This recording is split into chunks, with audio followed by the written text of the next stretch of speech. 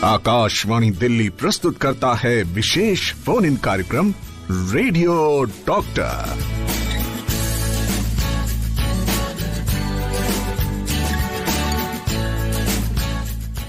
भर गई है शहद की मुंह में मिठास, नाम ये किसका लबों पर आ गया है। अगर मुंह में आपके मिठास भर जाती है किसी का नाम लबों पर आने से तो कोई बात नहीं, लेकिन अगर ये मिठास आपके शरीर में भर जाती है तो ये मिठास बीमारी का सबब बन सकती है। जी हाँ, मैं जिक्र कर रहा हूँ मधुमेह की बीमारी का, डायबिटीज की बीमारी का। और आज क्योंकि विश्व मधुमेह दिवस है, वर्ल्ड डायबिटीज डे, इसलिए हमारा आज का विषय यही है कि, और हमने ये सोचा कि इस बारे में आपको जागरूक भी करना चाहिए। हमारे साथ हैं डॉक्टर घनश्याम पांगती, जो कि लेडी हार्डिंग मेडिकल कॉलेज में डिपार्टमेंट ऑफ मेडिसिन में प्रोफेसर हैं। डॉक्टर पांगती, आपका बहुत बहुत स्वागत है। नमस्कार। नमस्कार राजेश जी, धन्यवाद। सबसे पहले ये बताइए कि जागरूकता फैलाने की आवश्यकता क्यों है इस विषय पर। हाँ बिल्कुल, मैं ये बताना चाहूँगा कि ये जो मधुमेह और डायबिटीज़ की बीमारी है, ये अब एक बहुत ही मुश्किल बीमारी बन चुकी है।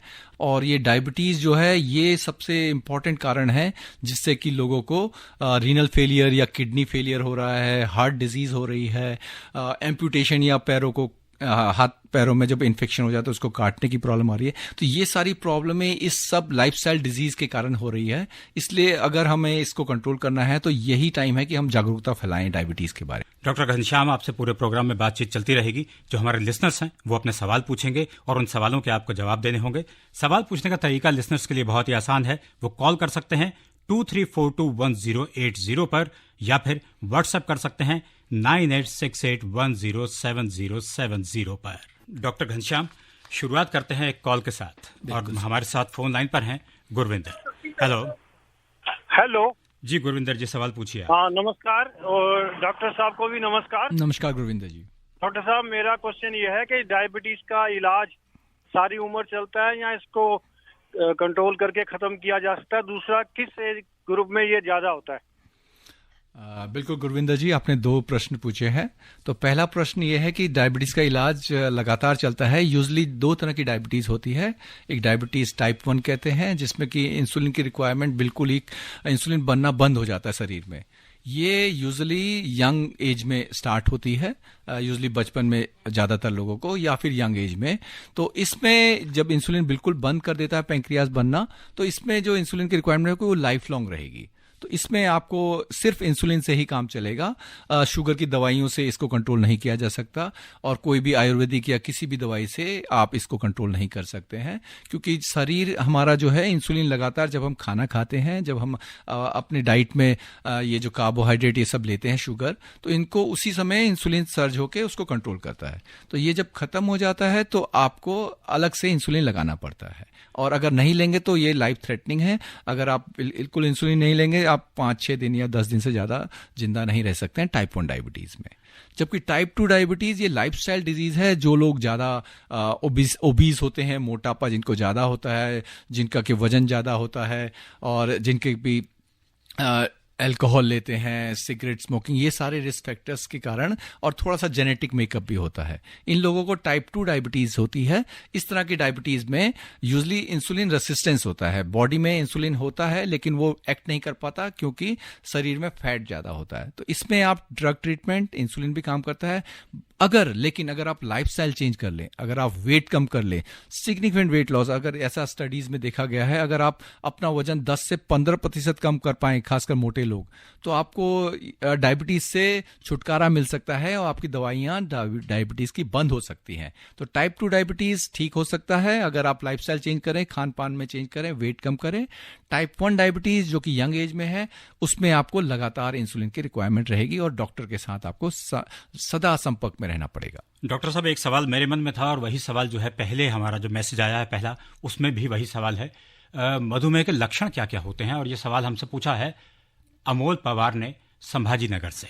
बिल्कुल, मधुमेह में जैसे कि जो टाइप 2 डायबिटीज़ है, यूजली जैसे रिस्क फैक्टर्स है, जो वजन जिनका ज़्यादा होता है उनको ज़्यादा चांसेस हैं कि ये टाइप 2 डायबिटीज़ हो। जो सिम्टम्स है वो 3 सिम्टम्स होते हैं, जैसे कि पॉलीयूरिया, रात में या ज़्यादा यूरिन आना, बार बार यूरिन आने को पॉलीयूरिया कहते हैं। पॉलीफेजिया, जिसमें कि भूख ज़्यादा लगती है, जबकि वजन कम होने लगता है, भूख फिर भी ज़्यादा लगती है। और पॉलीडिप्सिया, प्यास भी बहुत ज़्यादा लगती है। तो ये सब कारण है कि आपके शरीर में शुगर की मात्रा ज़्यादा हो गई है और उसी शुगर को डिस्पोज ऑफ बॉडी कर रही है, तो वो यूरिन में करती है, जिससे कि पॉलीयूरिया हो जाता है या पेशाब ज़्यादा आता है। और बिकॉज आपका शुगर यूटिलाइज नहीं हो रहा है इंसुलिन की कमी से, तो उन लोगों पेशेंट को आपको वेट गेन कम होता है, वेट लॉस होने लग जाता है, और बिकॉज एनर्जी यूज नहीं हो रही है तो आपको भूख भी ज़्यादा लगती है। तो एक कारण भूख लगते हुए भी वेट कम होना और ये सिम्टम्स आना, तो एक ये इंपॉर्टेंट रीजन रहेगा कि आपको डायबिटीज के लिए टेस्ट कराने चाहिए। और एक अक्सर सुनने में आता है किसी को शुगर लो हो गई, वो क्या तकलीफ होती है? हाँ, शुगर लो यूजली ट्रीटमेंट के बाद ज़्यादा चांसेस है। कुछ लोग डायबिटीज़ होते हैं, जैसे कि अगर वो आप रेगुलर ट्रीटमेंट ले रहे हैं, आप एंटी डायबिटिक ड्रग्स में हो, या फिर आपको कई इंसुलिन भी रिक्वायरमेंट है, गलती से अगर आपको ज़्यादा इंसुलिन लग जाए तो उन लोगों को हाइपोग्लाइसीमिया हो सकता है, जिसमें अचानक से बॉडी में अचानक से घबराहट हो सकती है। जब शुगर कम हो, पसीने आने लग जाते हैं, या बहुत ज़्यादा कम हो तो बेहोशी भी हो सकती है। दूसरा है कि जैसे कभी इन डायबिटीज़ पेशेंट को, बिकॉज इनके शरीर में शुगर की मात्रा ज़्यादा है, इन्फेक्शन के ज़्यादा चांसेस रहते हैं। तो जब भी कभी इनको कोई इन्फेक्शन होता है, जैसे चेस्ट इन्फेक्शन हो जाए, निमोनिया हो जाए, यूरिन इन्फेक्शन हो जाए, तो इन सब इन्फेक्शन के टाइम पे हाइपोग्लाइसीमिया के चांसेस बढ़ जाते हैं, क्योंकि इस समय आपकी अचानक से इन्फेक्शन की वजह से स्ट्रेस बढ़ जाता है। तो ये हाइपोग्लाइसीमिया या तो इन्फेक्शन की वजह से हो सकते हैं, या फिर आप दवाई ज़्यादा ले लें, उनमें ज़्यादा हो सकता है। आकाशवाणी रेनबो पर कार्यक्रम चल रहा है रेडियो डॉक्टर। हमारे साथ हैं डॉक्टर घनश्याम पांगती, जो कि लेडी हार्डिंग मेडिकल कॉलेज में डिपार्टमेंट ऑफ मेडिसिन में प्रोफेसर हैं, और आज हम बात कर रहे हैं मधुमेह के रोग के बारे में। एक और कॉलर हमारे साथ हैं, वो हैं रघुविंदर, और उनसे बात करते हैं। हेलो। हेलो जी रघुविंदर जी, क्या सवाल है आपका? राजेश आहूजा जी को रघुविंदर सिंह चट्ठा का नमस्कार। जी डॉक्टर साहब सुन रहे हैं, आप सवाल पूछिए प्लीज। मेरा सवाल ये है कि अक्सर डॉक्टर साहब ये बताते हैं कि जिन लोगों को शुगर की दिक्कत होती है उनको पैदल चलना चाहिए।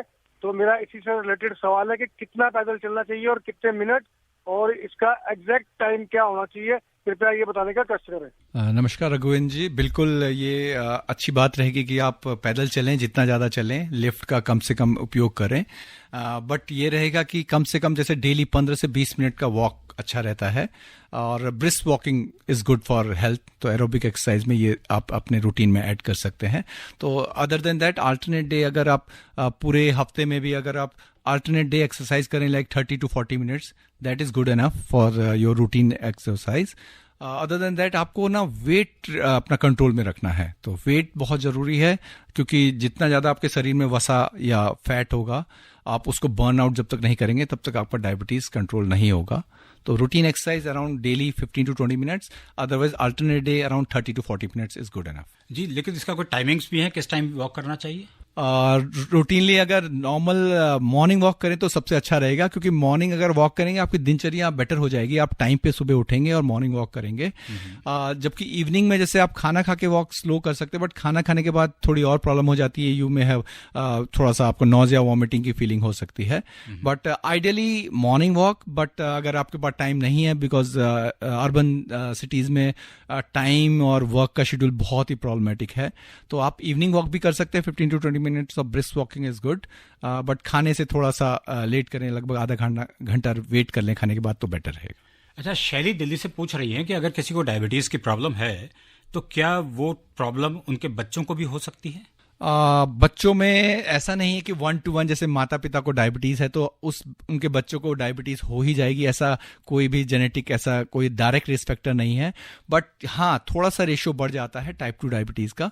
अगर माता पिता दोनों को डायबिटीज है तो उनके बच्चों को थोड़ा सा चांसेस ज्यादा है डायबिटीज होने के, और स्पेशली अगर उनके पास रिस्क फैक्टर और बढ़ जाते हैं, जो एनवायरमेंटल रिस्क फैक्टर कहते हैं, जैसे कि अगर उनका वेट ज्यादा है, उनके खान पान में ठीक से कंट्रोल नहीं है, उन लोगों में ज़्यादा होगा। बट चिंता का ये विषय नहीं है कि आपको डायबिटीज़ है तो आपके बच्चों को 100% होगा, ये नहीं है, क्योंकि मल्टीपल फैक्टर्स रिलेटेड होते हैं डायबिटीज़ के होने के लिए। लेकिन ये है कि चांसेस जनरल पॉपुलेशन से थोड़ा ज़्यादा है। अगर आप 100 में कहेंगे तो मे बी 2 to 4% के अराउंड, बट डायरेक्ट रिलेशन नहीं कि उनको डायबिटीज़ ही होगा। तो गर्भावस्था के दौरान जो महिलाएं हैं वो किस तरह का परहेज कर सकती हैं कि ऐसा ना हो? गर्भावस्था में ऐसा देखा गया है कि एक जेस्टेशनल डायबिटीज की कंडीशन भी होती है। तो जेस्टेशनल डायबिटीज में 25% ऑफ द जो मदर होती हैं उनको शुगर्स में हाई शुगर की प्रॉब्लम हो सकती है, और इन गर्भावस्था में जब शुगर्स बढ़ जाता है तो उन फीमेल्स को डिलीवरी के टाइम पे कॉम्प्लिकेशन हो सकती है, जैसे कि बच्चे का वेट ज़्यादा हो तो डिलीवरी में और कॉम्प्लिकेशन होगी। इसके अलावा उन जो डायबिटिक मदर हैं उनके बच्चों में थोड़े से ज़्यादा चांसेस है कि उनको डायबिटीज़ पैदा होने के बाद हो सके। तो इसलिए रेगुलर सेकेंड ट्राइमेस्टर में आपको डायबिटीज़ का टेस्ट कराना चाहिए और शुगर का टेस्ट कराना चाहिए गर्भावस्था में। रामपुर से दानिश ये पूछ रहे हैं कि अगर किसी को शुगर है तो जख्म जो है बहुत देर से ठीक होते हैं, तो इसके लिए क्या किया जा सकता है? कोई घरेलू उपाय किया जा सकता है क्या? बिल्कुल। जब ये डायबिटीज़ जो होती है उसमें हाइपरग्लाइसीमिया हो जाता है, जिसमें कि थोड़ी सी इन्फेक्शन के रोधक क्षमता कम हो जाती है।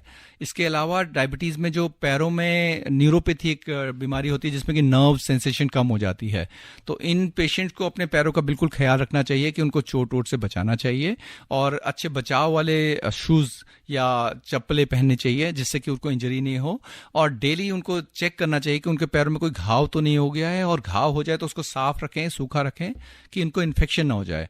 बिकॉज अगर वो इन्फेक्शन हो गया तो चांसेस ज़्यादा है कि वो इन्फेक्शन बढ़ जाए, और उसमें आपको अगर आप ठीक से ट्रीटमेंट एंटीबायोटिक ट्रीटमेंट नहीं लेंगे तो आपको वो बाद में इवन एम्पुटेशन या पैर काटने या उंगलियां काटने की सिचुएशन में आ जाएं। तो इसके लिए घरेलू उपचार यही है कि आप बचाव कर पाएं, बट अगर एक बार चोट लग गई है, इन्फेक्शन हो गया है, तो आपको डॉक्टरी सलाह बिल्कुल लेनी चाहिए, और उसको according to nature of injury, according to nature of infection, उसके हिसाब से ही ट्रीटमेंट की जरूरत पड़ेगी। घरेलू उपचार पर नहीं छोड़ना चाहिए, डॉक्टरी सलाह जरूर लेनी चाहिए, ये डॉक्टर साहब की राय है और मैं इस बात से पूरी तरह सहमत हूं।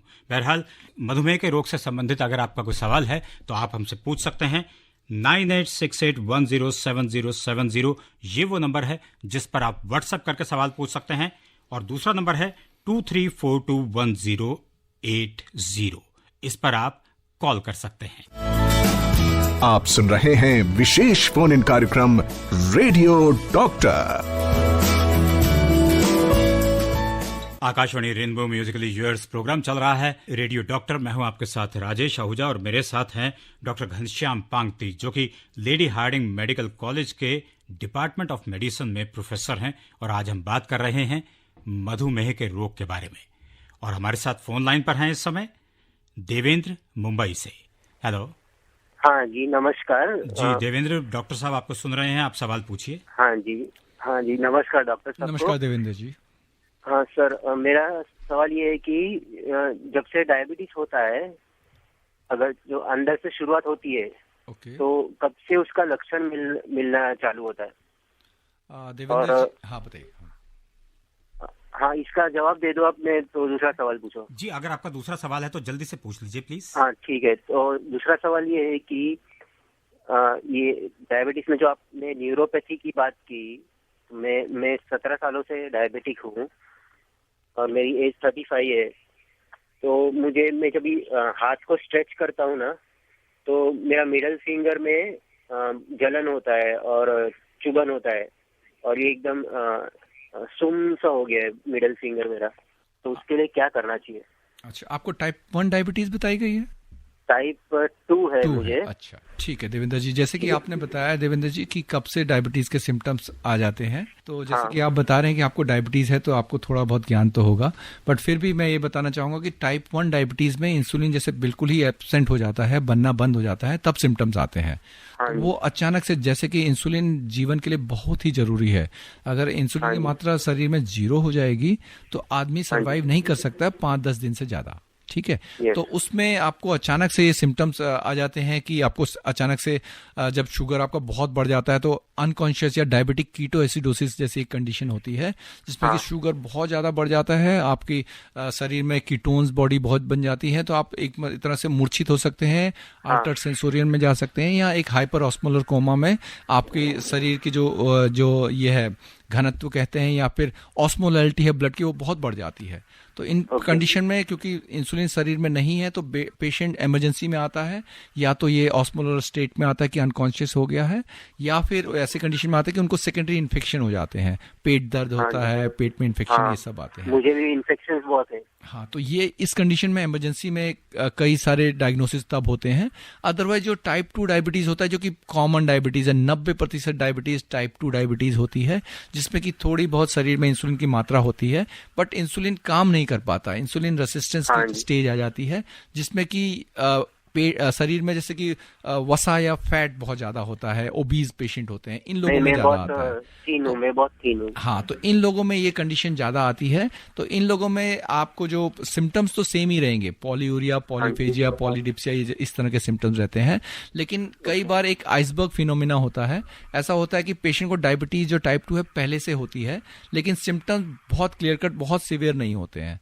तो इन कंडीशन में जो ये शुगर बढ़ने की वजह से, हाइपरग्लाइसीमिया की वजह से न्यूरोपैथी, जो कि नर्व में डैमेज हो जाता है, माइक्रोवेसल्स में इंजरी हो जाती है। इसी तरह एक नेफ्रोपैथी होती है, जिसमें कि किडनी में प्रोटीनूरिया स्टार्ट होता है पहले, उसके बाद किडनी डैमेज होकर लेट स्टेज में रीनल फेलियर भी हो सकता है, जब वो 10 से 20 साल।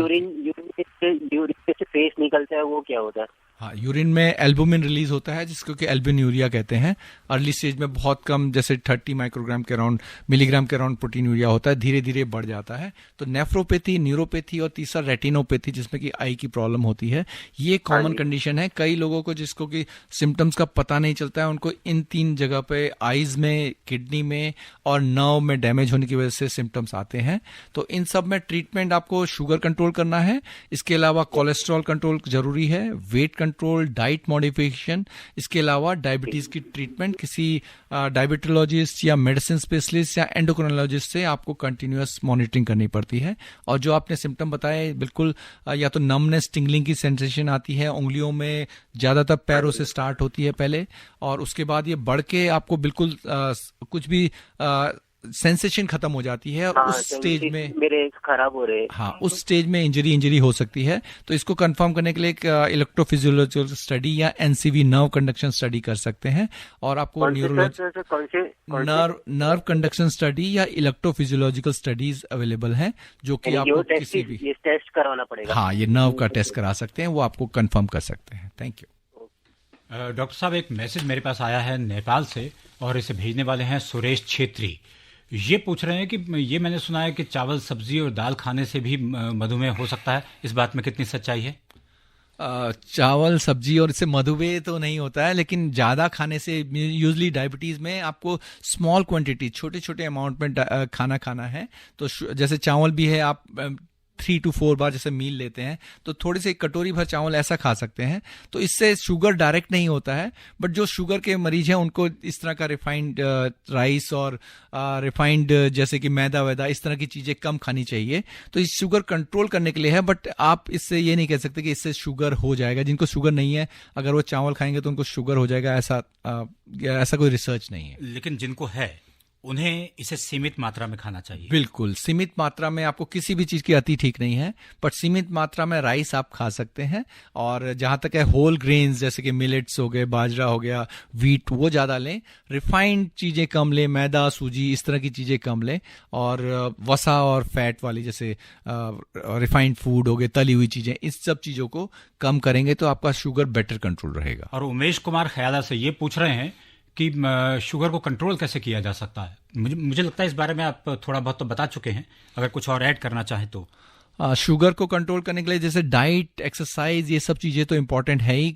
इवन अगर आपको डायबिटीज़ बहुत ज़्यादा या मॉडरेट स्टेज में है, तो आपको ये सब चीज़ें कंट्रोल करनी पड़ेगी। बट इसके अलावा जब शुगर, जैसे कि हम टेस्ट करते हैं, हम एक फास्टिंग शुगर का टेस्ट करते हैं अर्ली मॉर्निंग, अगर वो 126 से ज़्यादा है मिलीग्राम % में, तो हम कहते हैं कि उसको डायबिटीज़ है। सिमिलरली आजकल एक HbA1c टेस्ट आता है, जो कि आपको 3 महीने का एवरेज शुगर देता है। तो अगर आपको 6.5 से ज़्यादा है, 6.5 ग्राम % से ज़्यादा है, तो आपको डायबिटीज़ की शिकायत हो चुकी है। तो उस स्टेजेस में आपको अपने एक डॉक्टर से सलाह लेनी चाहिए कि इसको हम डायबिटीज़ की ड्रग से ट्रीट करेंगे। बट आपको लाइफस्टाइल को मॉडिफाई करने की बहुत ज़रूरत है। और आपको अपने क्योंकि ये इट्स अ क्रॉनिक इलनेस, तो आपको बार बार डॉक्टर के पास जाना पड़ेगा। तो आपको अपने आसपास में किसी मेडिसिन स्पेशलिस्ट या डायबिटीज स्पेशलिस्ट के टच में रहना चाहिए ताकि इसको कंट्रोल करें। बट ऐसे अल्टरनेटिव मेडिसिन है, बहुत सारे जगह एडवर्टाइज होती है कि ये बिल्कुल ही डायबिटीज़ ख़त्म कर देगा, तो वो मैं आपको सलाह नहीं दूंगा। बहुत सारी दवाइयाँ आ चुकी हैं डायबिटीज़ की, अगर आप काउंट करें तो 15-20 दवाइयाँ हैं। इंसुलिन भी बहुत सारे इंसुलिन आ गए हैं, short acting, long acting, moderate acting. तो हमारे पास सब तरह की मेडिसिन अवेलेबल है एलोपैथी में।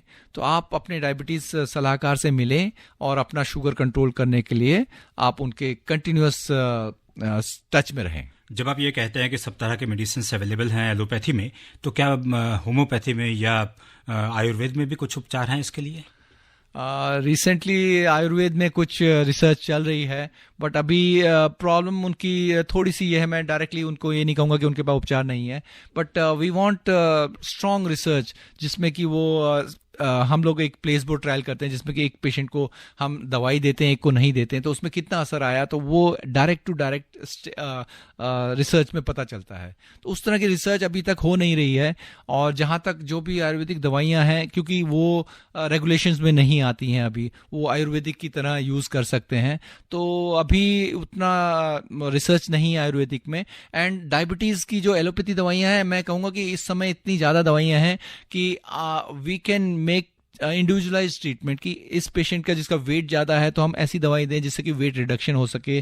कुछ डायबिटीज़ पेशेंट होते हैं उनका वेट कम होता है, काफ़ी कम होता है, तो हमारे पास इस तरह की इंसुलिन देने से वेट इंक्रीज होता है जैसे, तो उन पेशेंट को इंसुलिन स्टार्ट कर सकते हैं। और भी दवाइयाँ हैं, तो we have individualise treatment which can be given, जो कि आयुर्वेदिक में आई थिंक 1-2 ही दवाइयाँ जो यूज़ हो रही हैं। बट अभी कुछ रिसर्च हो जाए तो I think they can also be a good supportive medicine. Akashvani rainbow कार्यक्रम रेडियो डॉक्टर, मैं हूं राजेश आहूजा और हमारे फोन नंबर्स 23421080 और अगर दिल्ली से बाहर से आप फोन कर रहे हैं तो उससे पहले 011 लगाना ना भूलें। और व्हाट्सएप नंबर है 9868107070। आप सुन रहे हैं विशेष फोन इन कार्यक्रम रेडियो डॉक्टर। विशेष फोन इन कार्यक्रम रेडियो डॉक्टर, मैं हूं राजेश आहूजा और मेरे साथ जो आज डॉक्टर मौजूद हैं आकाशवाणी के स्टूडियो में, वो हैं डॉक्टर घनश्याम पांगती, जो कि प्रोफेसर हैं लेडी हार्डिंग मेडिकल कॉलेज के डिपार्टमेंट ऑफ मेडिसिन में। और आज हम बात कर रहे हैं मधुमेह के रोग के बारे में। डॉक्टर घनश्याम, एक और कॉलर हमारे साथ हैं, उनसे बात करते हैं। हेलो जी, सवाल पूछिए। डॉक्टर नमस्कार। नमस्कार, मैं धर्मवीर दिल्ली से बात कर रहा हूँ। डॉक्टर साहब, जैसे कि हमारे एक मित्र हैं, उनका अप्रैल में 5.20, जुलाई में 6.9 और नवंबर में उनका 7 पॉइंट शुगर 3 महीने की रिपोर्ट आई थी। कहते हैं कि वो कंट्रोल है, डॉक्टर साहब ने ये बोली है। उनको पैर में तले में सुन आते हैं, पैरों के कमजोरी है, पैरों में नसें वीकनेस आ गई है, दर्द करती हैं, और ये इसके और लक्षण क्या होते हैं डॉक्टर साहब? इनके लिए उनको क्या हम सावधानी बरतें जिससे वो कंट्रोल में रहे और अपने को शुगर से डेली दवाई ले रहे हैं? पहले 850 की टेबलेट 3 टाइम लेते थे, अब बता रहे हैं कि वो 500 की टेबलेट 2 टाइम ले रहे हैं। अच्छा, उनकी उम्र कितनी है? लगभग 55 ना। और उनका वजन भी ज्यादा है, वो मोटे हैं थोड़ा? सर, उनकी हाइट ठीक है, 5'8" है और वजन उनका लगभग 80-85 है। हाँ, तो अगर वजन ज़्यादा है, देखो जिस तरह से आपने बताया कि HbA1c टेस्ट होता है जो कि 3 महीने का एवरेज शुगर देता है, तो नॉर्मल वैल्यूज़ हम लोग लगभग 6.5 या 6.5 ग्राम % कहते हैं। तो आपके हिसाब से जो रिपोर्ट्स आपने बताई पहले 5.5 के राउंड थी, जो कि अब 7 के राउंड हो गई है, तो थोड़ी सी बड़ी है बट बहुत ज़्यादा नहीं है। अगर उनकी एज जैसे 55-60 है तो बहुत स्ट्रिक्ट कंट्रोल करने से भी प्रॉब्लम हो सकती है, जैसे कि राजेश जी ने पूछा था हाइपोग्लाइसीमिया या सडनली शुगर कम हो जाना। तो अगर हम ज़्यादा एंटी डायबिटिक ड्रग देंगे तो उन लोगों को अगर एक्सरसाइज या कोई स्ट्रेस में अचानक से शुगर बहुत कम हो सकता है। तो मेरे ख्याल से उनका शुगर ठीक चल रहा है। उनके पैरों में दर्द या सूजन के बहुत सारे कारण हो सकते हैं, जैसे कि उनको ब्लड प्रेशर की तकलीफ हो सकती है, उनका वजन पहले से ज़्यादा हो, बीपी भी बताते हैं। हाँ, बीपी भी होगा उनको। तो वो कंट्रोल करना भी बहुत ज़रूरी है। ब्लड प्रेशर एक बहुत इंपॉर्टेंट कारण है जो कि डायबिटीज़ में के साथ भी मिल सकता है, और डायबिटीज़ के बाद कई बार किडनी इन्वॉल्वमेंट या वसा जब ब्लड वेसल में जमा हो जाती है तो एथेरोस्क्लेरोसिस कहते हैं, तो इन सब से हाइपरटेंशन भी बढ़ जाता है। तो हमें ब्लड प्रेशर का भी कंट्रोल रखना है, वजन का कंट्रोल रखना है, डाइट का कंट्रोल रखना है। और इन सब जो डायबिटीज़ के पेशेंट होता है, कई लोगों में मैल एब्जॉर्प्शन या जो आंतों से ठीक से विटामिन या ये जो न्यूट्रिएंट होते हैं वो एब्जॉर्ब नहीं होते हैं। तो ऐसा हो सकता है कि उनको कोई मल्टीविटामिन की डेफिशिएंसी हो, तो उनके टेस्ट कर सकते हैं, मल्टीविटामिन के ये प्रिस्क्रिप्शन उनको हेल्प कर सकते हैं। और मेरे ख्याल से आपको किसी मेडिसिन के डॉक्टर या फिजिशियन से भी उनको मुलाकात करानी चाहिए कि शुगर कंट्रोल है, but it's a overall treatment. तो आपको शुगर के अलावा ब्लड प्रेशर और उनको कोई और कार्डियोवैस्कुलर या हार्ट की कोई प्रॉब्लम तो नहीं हो गई है, वो चेक कराना चाहिए, ईसीजी कराना चाहिए, हार्ट का इकोकार्डियोग्राम हो सकता है। और पैरों में अगर वजन ज़्यादा है तो वो प्रॉब्लम क्रिएट करता है। दूसरा, लॉन्ग टर्म डायबिटीज़ में थोड़ा सुनपन ये आ जाता है, तो उन लोगों को मेनली अपने पैरों का पूरा ख्याल रखना है, साफ रखना है, ड्राई रखना है, कोई घाव या नाखून की वजह से भी कोई चोट वोट ना लगे उसका ध्यान देना है। लेकिन अगर जिस तरह से आपने शुगर बताया है, उनका अच्छा कंट्रोल शुगर चल रहा है, जो भी उनको दवाइयाँ दे रहे हैं आप, जो टैबलेट बता रहे हैं, तो वो अप्रोप्रिएट हैं, बट उसके साथ जो और एसोसिएटेड बीमारियां हैं उसको चेक करना चाहिए। राजीव कुमार पूछते हैं कि डायबिटीज के साथ अक्सर हाई बीपी क्यों हो जाता है? जी हाँ, जैसे कि ये दोनों ही बीमारियां एक तो एज के साथ बढ़ जाती हैं, टाइप 2 और हाइपरटेंशन। सेकेंडली, जैसे कि मैंने बताया कि कई बार डायबिटीज़ की वजह से किडनी में पहले प्रोटीनूरिया होता है, उसके बाद ये प्रोटीनूरिया बढ़ बढ़ के आपको किडनी फेलियर की तरफ ले जाता है। तो इनमें जब किडनी इन्वॉल्वमेंट होता है तो उसकी वजह से भी हाइपरटेंशन हो सकता है।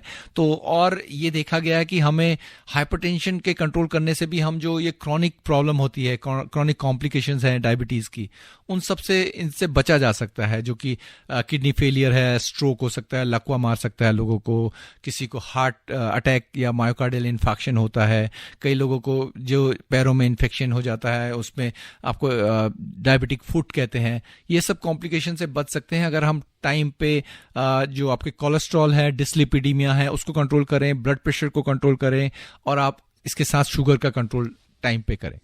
जी, और कृष्णा बिहार से पूछ रही हैं कि ब्लड शुगर लेवल कितना होना चाहिए? नॉर्मल ब्लड शुगर लेवल लगभग, जैसे कि हमने बोला कि 126 से ऊपर को तो हम डायबिटीज़ कहते हैं। Normal blood sugar around 90 to 130 के अराउंड, या 120 तक रखते हैं नॉर्मल ब्लड शुगर। बट जैसे कि प्रेगनेंसी में इसका लेवल थोड़ा और नीचे हो जाता है, अराउंड 110-100 के अराउंड हम नॉर्मल ब्लड शुगर रखते हैं। और डायबिटीज़ में जिसको कि डायबिटीज़ हो जाती है तो उस पर डिपेंड करता है कि हम, जैसे कि कोई एल्डरली पेशेंट है तो हम उन लोगों में लगभग डायबिटीज़ ड्रग देते हुए भी हम अराउंड 150-180 तक को नॉर्मल शुगर के तरफ रखते हैं। जबकि जो यंग डायबिटीज़ होते हैं उनको हम ज़्यादा स्ट्रिक्ट कंट्रोल रखना चाहते हैं, उनका शुगर हम चाहेंगे कि 100 से 130-140 से ज़्यादा न जाए। राजेश भल्ला बचाव के उपाय जानना चाहते हैं, लेकिन मुझे लगता है इस बारे में बात हो चुकी है। और दीपक दिल्ली से ये जानना चाहते हैं कि डायबिटिक पेशेंट के लिए डाइट प्लान क्या होना चाहिए? डाइट प्लान आपको एक किसी डाइटिशियन से आपको फुल डायबिटीज डाइट का पूरा एक कंट्रोल आपको मिल सकता है। बट ओवरऑल जैसे कि हम बताते हैं कि आपको फ्री शुगर बिल्कुल ही बंद कर देना चाहिए, जो कि जैसे कि शुगर आपके बेवरेजेस हैं, आप चीनी जैसे एक्स्ट्रा लेते हैं, आपको रिफाइंड शुगर या रिफाइंड कार्बोहाइड्रेट कम करने चाहिए, सूजी और इसका मैदा, इस तरह की चीज़ें, तली हुई चीज़ें कम करनी चाहिए। डाइट को स्मॉल क्वांटिटी में लेनी चाहिए, जैसे कि आप मॉर्निंग में, जैसे कि कुछ लोग होते हैं कि सिर्फ एक मील ले रहे हैं या फिर 2 ही मील लेते हैं, तो आप डाइट को स्मॉल फ्रीक्वेंट मील लीजिए। आप एक टी स्नैक का टाइम भी रख सकते हैं, जिसमें कि आप एक बिना चीनी की चाय रख सकते हैं, कुछ बिस्किट्स रख सकते हैं जो कि शुगर फ्री बिस्किट हों। तो आपको डाइट रेगुलर लेनी है, स्मॉल फ्रीक्वेंट मील लेनी है। और जहाँ तक है जैसे फल और इस तरह की चीज़ें आप उसमें ज़्यादा रखें तो, और हाई फाइबर डाइट, इस तरह की चीज़ें ज़्यादा रखें, फ्रेश फ्रूट रखें, वेजिटेबल रखें तो वो बेटर रहेगा। और नेचुरल फूड्स रखें, that will be better, instead की फ्राइड और ये जो तली हुई चीज़ें हैं, that will more harm you. जितने भी हमारे सुनने वाले हैं, अगर वो कोई सवाल पूछना चाहते हैं शुगर के रोग से संबंधित, या कहते हैं कि डायबिटीज़ के रोग से संबंधित, या मधुमेह आप कहिए, मधुमेह की बीमारी से संबंधित, तो वो हमें फ़ोन कर सकते हैं।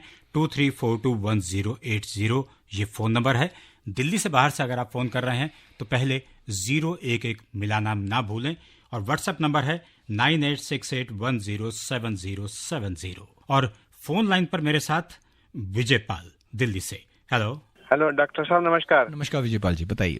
डॉक्टर साहब, मेरे को कंधे में दर्द रहता था पिछले 3-4 महीने से, तो मैंने चेक कराया तो डॉक्टर ने बोला शुगर टेस्ट कराओ आप। तो फास्टिंग शुगर मेरा एक हफ्ते पहले जब मैंने टेस्ट कराया था तो 92 था और खाना खाने के बाद 60 आया था, 60। तो बड़ा अचंभा हुआ कि भाई लोगों की तो बढ़ती है, मेरी घट गई। तो डॉक्टर ने बोला कि आप ना इंसुलिन इम्यून हो, आपको ना एक हफ्ते बाद दोबारा टेस्ट कराना, थोड़ा एक्सरसाइज करो और अनुलोम विलोम करो, और कुछ एक्सरसाइज बताई थी उन्होंने। मॉर्निंग वॉक भी किया मैंने। तो मैंने अब जब कल टेस्ट कराया है तो मेरा 92 तो ठीक है, वो खाने से पहले वाला फास्टिंग वाला, और अब जब खाने के बाद वाली आई है 89। तो अब मुझे बताओ कि मैं आगे इसको कंटिन्यू करूं या मीठा खाने के बाद मैं नॉर्मल करूं इसको। आपको डायबिटीज तो नहीं बताई ना अभी? नहीं, डायबिटीज नहीं बताई है, और वो 3 महीने वाला जो टेस्ट होता है ना उसमें मेरा 5.8 आई है रीडिंग वो। ठीक है, तो इसके हिसाब से आपको डायबिटीज तो बिल्कुल नहीं है ना, तो आपका HbA1c बढ़ा हुआ है, आपका फास्टिंग भी 90 के अराउंड ही चल रहा है।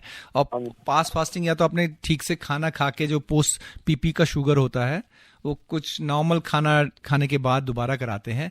लेकिन आजकल पीपी की जरूरत नहीं होती यूजली टेस्ट की, क्योंकि पीपी के शुगर में आपको सब लोग अलग अलग खाते हैं। जैसे आपने उस पीपी के शुगर से पहले आपने कितना खाना खाया उस पर डिपेंड करता है। अगर आपने उसमें मीठा ज्यादा खाया होता तो आपका पीपी का शुगर डिफरेंट आता। दूसरा कई बार ये होता है कि वो कई बार वो सैंपल को ना दोनों को एक साथ रख देते हैं और वो सैंपल रखे रखे उसके शुगर वैल्यूज चेंज हो जाते हैं। डिपेंड करता है कि आप किस लैब से करा रहे हैं। बट आपको शुगर की तकलीफ नहीं है। तो जो आपको कंधे की प्रॉब्लम हो रही है, वो आपकी एज कितनी है? मेरी एज 50 है जी अभी। 50 इयर्स है ना, ठीक है। तो जहां तक है कंधे की प्रॉब्लम आपको डायबिटीज से नहीं है, जिसमें कि डायबिटीज का मतलब है हाइपरग्लाइसीमिया, शुगर बहुत ज्यादा होना, तो वो नहीं है। और आपका फास्टिंग शुगर भी 90 से ऊपर है, तो आपको उसकी चिंता नहीं करनी है। बट आपको और हड्डी की प्रॉब्लम हो सकती है, जैसे कि कई लोगों में ऑस्टियोपोरोसिस की प्रॉब्लम हो सकती है, किसी में ऑस्टियोआर्थराइटिस होता है कि एज रिलेटेड चेंजेस होते हैं, या फिर आपने बहुत ज्यादा हाथ से एक्टिव शोल्डर एक्टिविटी की है, तो आपको किसी ऑर्थोपेडिशियन को दिखाना चाहिए जो कि आपके शोल्डर को देख पाए। बट आपको डायबिटीज नहीं है, आप उसकी चिंता नहीं कीजिए। सूरज यादव जानना चाहते हैं कि डायबिटीज से क्या आर्थराइटिस बढ़ जाता है? आर्थराइटिस जैसे कि अभी हमने बात की, 2 तरह के आर्थराइटिस होते हैं। नी जॉइंट पेन जो है वो बढ़ जाता है? हाँ बिल्कुल। ऑस्टियोआर्थराइटिस जो कि डीजेनरेटिव डिजीज कहते हैं, एज रिलेटेड, इस तरह की चीजें जो कि डायबिटीज में इन तरह के पेशेंट में वैसे ही वेट ज्यादा होता है इनका, इन लोगों में एज रिलेटेड चेंजेस ज्यादा देखे जाते हैं। डायबिटीज में शुगर भी अनकंट्रोल्ड है, इन लोगों में नी का ऑस्टियोआर्थराइटिस ज्यादा पाया जाता है, ये बिल्कुल सही बात है। जबकि जो आर्थराइटिस दूसरा रूमेटॉइड आर्थराइटिस या इन्फ्लेमेटरी आर्थराइटिस होता है, ऐसी कंडीशन उनमें ज्यादा होती है, ऐसा कोई रिसर्च में नहीं पाया गया है। और डॉक्टर साहब एक और सवाल है, ये सवाल भेजने वाले जो है इन्होंने नाम नहीं लिखा है, लेकिन ये कहते हैं प्री डायबिटिक पेशेंट्स क्या शहद खा सकते हैं?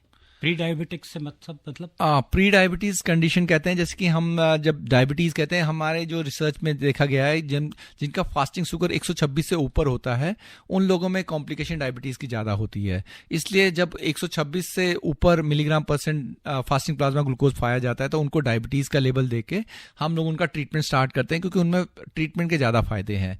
जबकि 100 से 126 इसके बीच में जिनका फास्टिंग शुगर आता है उनको प्री डायबिटीज कहा जाता है। अगर उन लोगों ने जो डाइटरी मॉडिफिकेशन है, खान पान में, वेट में, लाइफस्टाइल में, रेगुलर एक्सरसाइज ये रेगुलर नहीं रखी, तो ये लोग 126 का फास्टिंग शुगर क्रॉस करके ये लोग डायबिटीज की श्रेणी में आ जाएंगे। तो इन लोगों में ज्यादा डाइट का कंट्रोल रखना है। जैसे कि इन्होंने बताया हनी मीठा होता है, लेकिन यह है कि हनी स्मॉल क्वांटिटी में फायदेमंद रहेगा, नेचुरल शुगर है। लेकिन हाई क्वांटिटी में अगर हनी लेंगे तो आपको डायबिटीज की प्रॉब्लम हो सकती है। तो स्मॉल क्वांटिटीज में आपको प्री डायबिटीज में आपको और चीजें भी देखनी है, डाइट में, वेट में, एक्सरसाइज में, उन सब का ख्याल रखेंगे तो आपको प्री डायबिटीज से आप डायबिटीज की श्रेणी में जाने से रोक सकते हैं। अच्छा, एक और मैसेज है, इन्होंने भी अपना नाम नहीं लिखकर भेजा है और ये लिखते हैं कि मेरी उम्र जो है वो 48 साल है और मेरी फास्टिंग शुगर जो है वो 100 है और पीपी ग्लूकोसिस 103, और मुझे क्या प्रिकॉशंस रखनी चाहिए। और साथ साथ ये कहते हैं कि माई HbA1c इज 5.9। हाँ, जैसे कि इनको भी अब 100 to 126 के बीच में है, तो we can call them as a pre diabetes.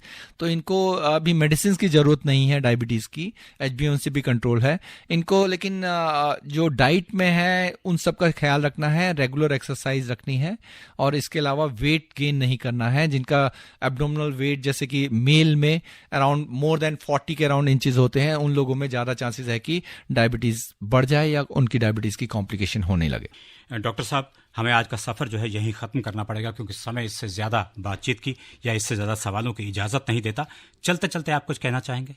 धन्यवाद राजेश जी। आज जैसे कि 14 नवंबर को वर्ल्ड डायबिटीज़ डे और चिल्ड्रंस डे भी मनाते हैं, तो मैं ये अपने दर्शकों को ये बताना चाहूँगा कि हम सबको डायबिटीज़ के लिए जागरूक रहना चाहिए। ये बहुत तेज़ी से बढ़ रही है, 10 to 20% ऑफ द पॉपुलेशन को डायबिटीज़ हो सकती है और इट्स अ लाइफस्टाइल डिजीज़। तो हमें देखना है कि हम अपने लाइफस्टाइल में रेगुलर एक्सरसाइज, डाइट को चेंज कर पाएं, नेचुरल डाइट लेकर आएं और अपना वेट नहीं बढ़ने दें। और जिन लोगों को डायबिटीज़ का शक है, जिनको सिम्टम्स हैं, उनको अपना ब्लड टेस्ट कराना चाहिए और अपने डॉक्टर से सही सलाह लेनी चाहिए कि आपको डायबिटीज़ की दवाइयों की ज़रूरत है या मे बी इंसुलिन की ज़रूरत है। और इंसुलिन से बिल्कुल नहीं डरें। जिनको बहुत सीवियर शुगर होता है, डायबिटीज़ की बड़ी सारी कॉम्प्लिकेशन हो सकती है, उनको इंसुलिन की रिक्वायरमेंट है, तो आप अपने डायबिटोलॉजिस्ट से रेगुलर संपर्क में रहें और अपना ट्रीटमेंट सही तरीके से कराएं। जी, बहुत बहुत शुक्रिया डॉक्टर साहब यहाँ आने का और हमारे जो श्रोता हैं उनके सवालों के जवाब देने का। आज का हमारा जो कार्यक्रम था वो मधुमेह के रोग से संबंधित था और उस बारे में सवालों के जवाब देने के लिए हमारे साथ उपस्थित थे डॉक्टर घनश्याम पांगटी, जो कि department of medicine, Lady Hardinge Medical College में प्रोफेसर हैं। एक बार फिर से बहुत बहुत शुक्रिया डॉक्टर साहब आपका। बहुत बहुत धन्यवाद। अभी आप आकाशवाणी दिल्ली से विशेष फोन इन कार्यक्रम रेडियो डॉक्टर सुन रहे थे। कार्यक्रम की प्रस्तुतकर्ता थी शालिनी मित्तल।